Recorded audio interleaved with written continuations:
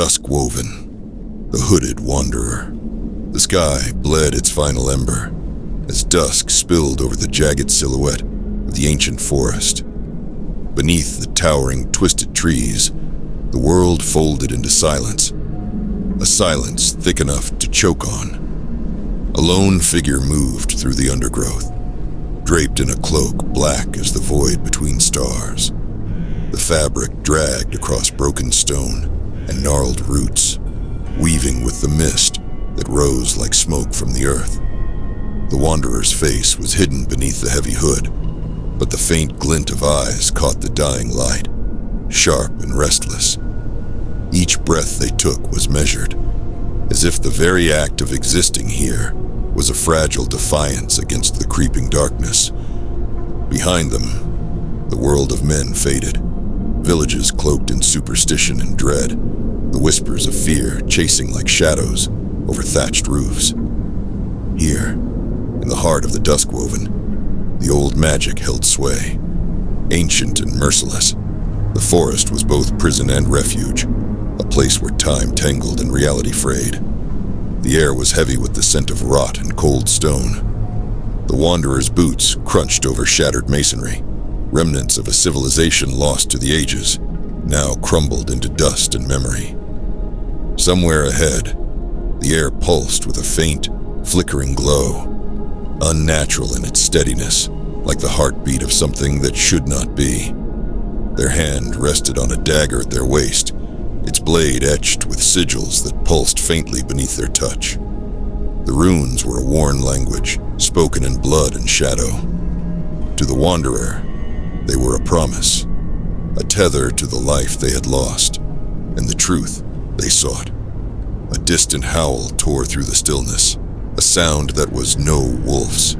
The Duskwoven's whisper rose in response, a susurrus of ancient voices, warning or beckoning, the line blurred by centuries. The wanderer hesitated, senses sharpening.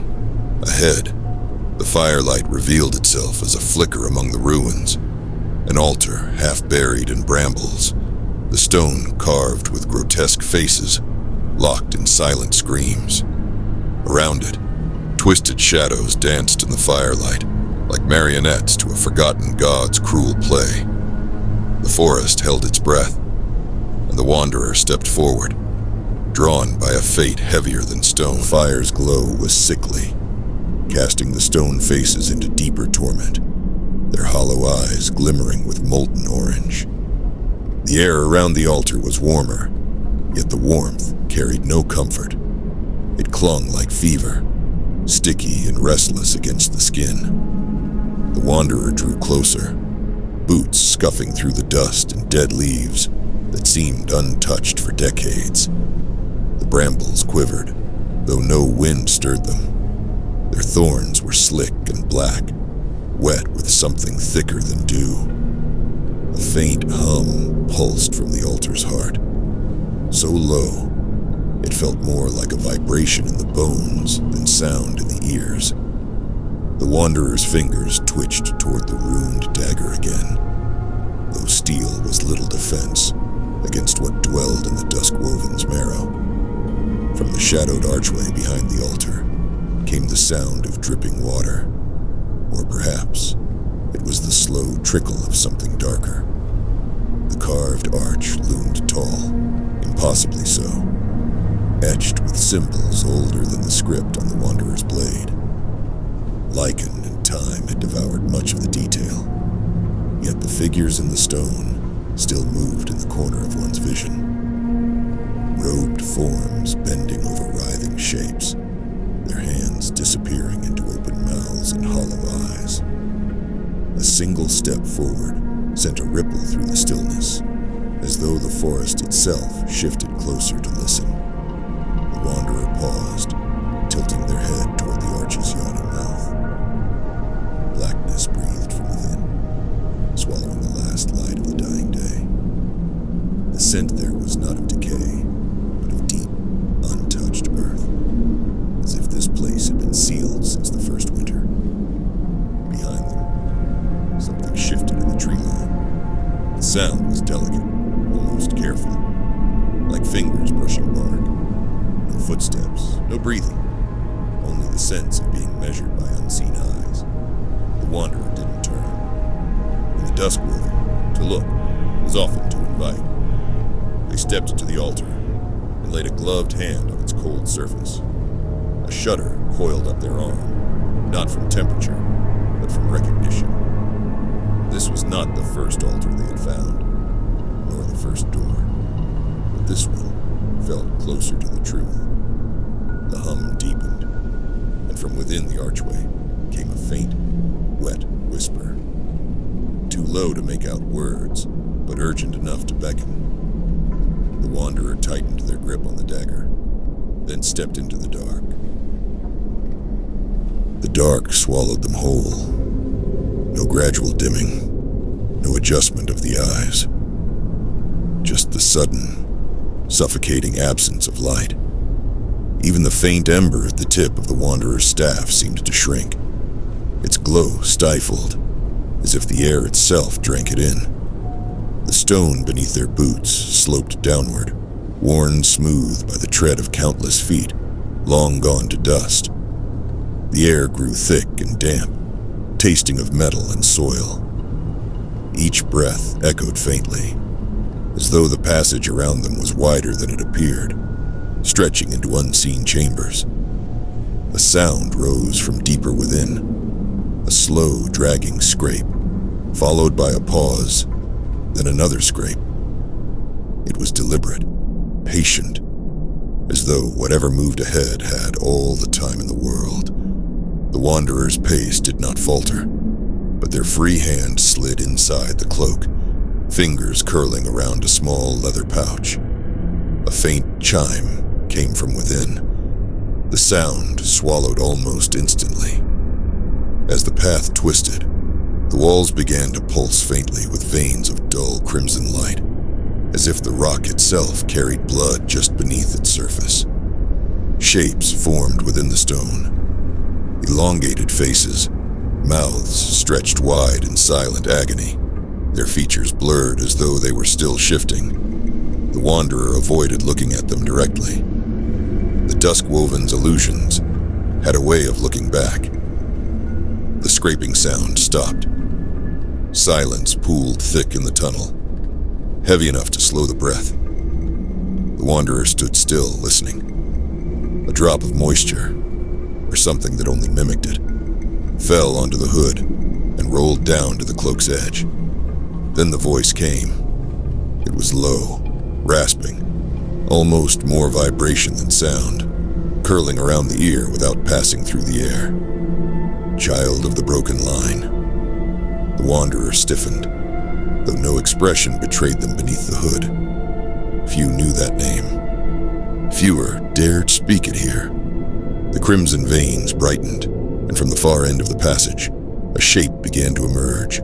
Tall, bent, wrapped in folds of shadow like wet cloth. Where its face should have been was only a hollow, rimmed in faint, smoldering embers. It took a step forward, and the temperature dropped so sharply that the wanderer's breath came out in a pale cloud. Another door, the thing murmured, and still you knock. The wanderer did not answer, only shifted their stance, the ruined dagger now bare in their hand, its faint glow answering the thing's ember light. Somewhere deeper, something massive moved, and the walls figure halted just beyond the dagger's reach, its hollow face tilting as though scenting the air. The embers within its void flickered once, then steadied. You carry the old tongue in steel, it rasped, but not the will to wield it. The wanderer said nothing. Words were currency here, and each one spent could buy more than intended. Instead, they lowered the dagger just enough to draw the thing forward. It came, slow and deliberate, the folds of darkness trailing behind it, like oil spreading through water. Where they touched the stone, the crimson veins dimmed to black, as if its presence starved the passage of life. The scraping sound returned. It wasn't from the thing itself, but from something that followed. moving along the walls, unseen. The Wanderer stepped backward, guiding the thing's attention toward the sloping floor. Their boot heel found the notch they'd been seeking, a faint groove in the stone, part of the architecture left by whoever had carved this place in the age before memory. The moment their weight pressed into it, the dagger's runes flared to life. The thing recoiled with a hiss that rattled the tunnel like loose bone. Its shadow folds writhed, retracting slightly, though not retreating entirely. "You seek the heart," it said, voice rasping like parchment torn in slow motion. "But the heart seeks you also." The scraping along the walls stopped. Silence followed, long enough for the Wanderer to hear the slow, steady drip from somewhere deeper within.